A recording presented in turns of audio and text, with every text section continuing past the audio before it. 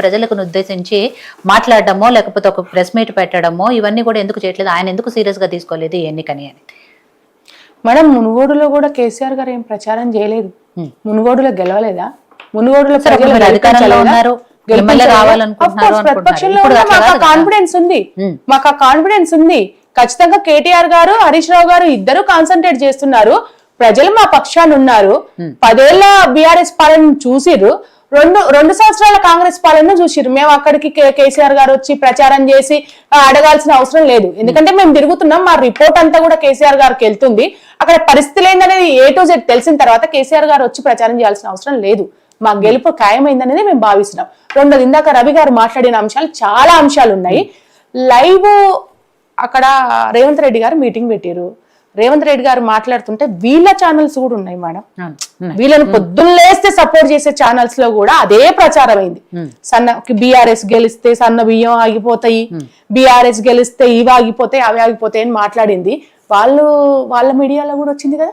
అవి కూడా కేటీఆర్ గారు మాఫింగ్ చేసి బయటకు వదిలేరా? అంటే చాలా ఇన్ఫ్లుయెన్స్ పర్సన్ అయితే మరి కేటీఆర్ గారు భయపడుతున్నారా మరి? హైడ్రా గురించి మాట్లాడింది ఎవరు మేడం? ముందు హైడ్రా గురించి ఫస్ట్ మాట్లాడింది ఎవరు? వీడియోలు మొత్తం సోషల్ మీడియాలో హల్చల్ చేస్తున్నాయి. రేవంత్ రెడ్డి గారు ఏం మాట్లాడింది ఆ రోజు? అది బాధ్యత, బీఆర్ఎస్ ది బాధ్యత కాదు.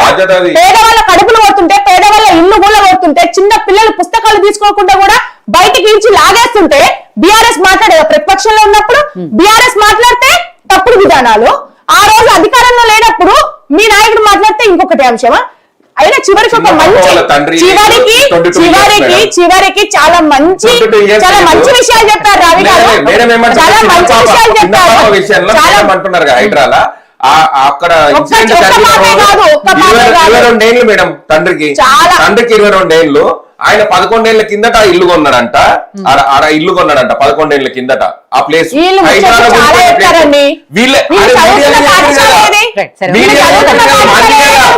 చదువుకున్నాం మనకు తెలియదా? రేవంత్ రెడ్డి గారికి దొంగ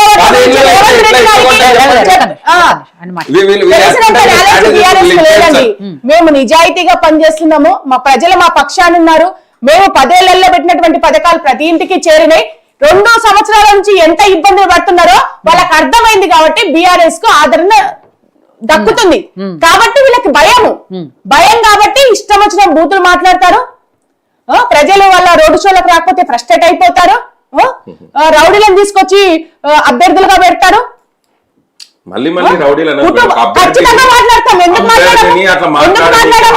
మాట్లాడము? ఆయననే పెద్ద రౌడీ మాగంటి గోపీనాథ్,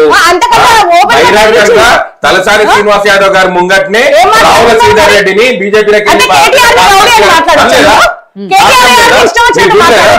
రావుల శ్రీధర్ రెడ్డి గారిని తీసుకొచ్చిన స్టేజ్ మీద అనలేడా? దినేష్ చౌదరిని బెదిరియలేడా? ఎంతమంది ఇండ్ల మీద పోయి దాడి చేసినటువంటి వ్యక్తి గురించి మీరే చెప్పాలా?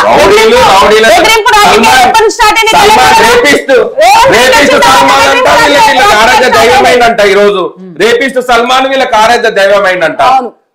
ఈ రోజు అట్లాంటి వాళ్ళని పార్టీలో చేసుకుంటారు, మళ్ళీ వీళ్ళు మాట్లాడతారు. వెంకటరెడ్డి గారు, ఫైనల్ గా మీరు చెప్పండి. ఏదైతే అంటే బీఆర్ఎస్ పార్టీ గతంలో 9.5 ఏళ్ల